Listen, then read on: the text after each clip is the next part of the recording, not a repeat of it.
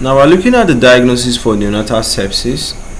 So diagnosis for neonatal sepsis is you're actually trying to look at the various steps you take for you to be able to arrive and say that yes, a patient or a baby or a neonate, that's a newborn, actually has a bloodstream infection. Okay, so diagnosis for neonatal sepsis is actually a delicate and urgent process.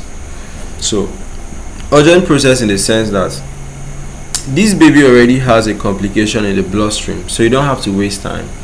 Bloodstream things are crazy because, you understand, the blood flows anywhere in the body, everywhere in the body. So there's a possibility that the baby could actually get infected adversely. You understand?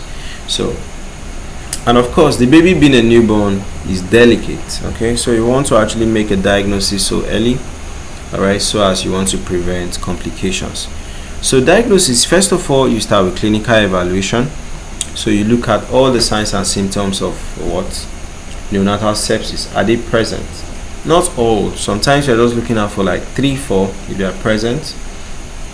You know. So you are looking at things like what? Temperature instability, poor feeding, lethargy, respiratory distress. Are they having difficulties in breathing?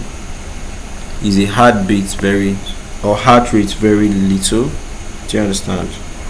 Are they having jaundice? Are they having seizures? Are they having abdominal distension? Okay.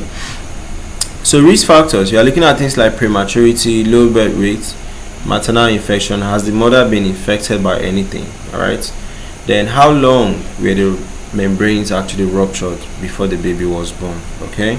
They also look at if they conducted any surgeries on the baby, all right, or if they conducted any procedures. Do you understand, like catheters or stuff?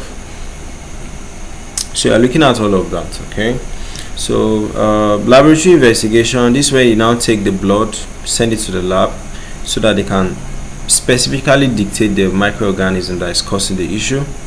Then you do complete blood counts. This is, you are trying to look at if the blood components are rising or going down. Do you understand? Because in sepsis you can find it rising, you can find it going down. Okay, then you're also trying to look out for inflammatory markers. Of course, inflammatory markers will establish that yes, there was a bloodstream infection and inflammation occurred. So C-reactive proteins, procalcitonins, interleukins, CD64, CD11B, these are all the markers you're actually trying to pinpoint. The other diagnostic tools like lumbar puncture, urine cultures, chest x-rays, they use a neonatal sepsis score. Alright, this one you are basically trying to estimate the risks. This one you can use it to diagnose before time, after. So you are using all of this so that you can arrive at an early diagnosis, okay? Because early treatment will save a lot of headache. Okay, so that's just it for this neonatal sepsis, all right, and how you can actually approach the diagnosis of this disease condition.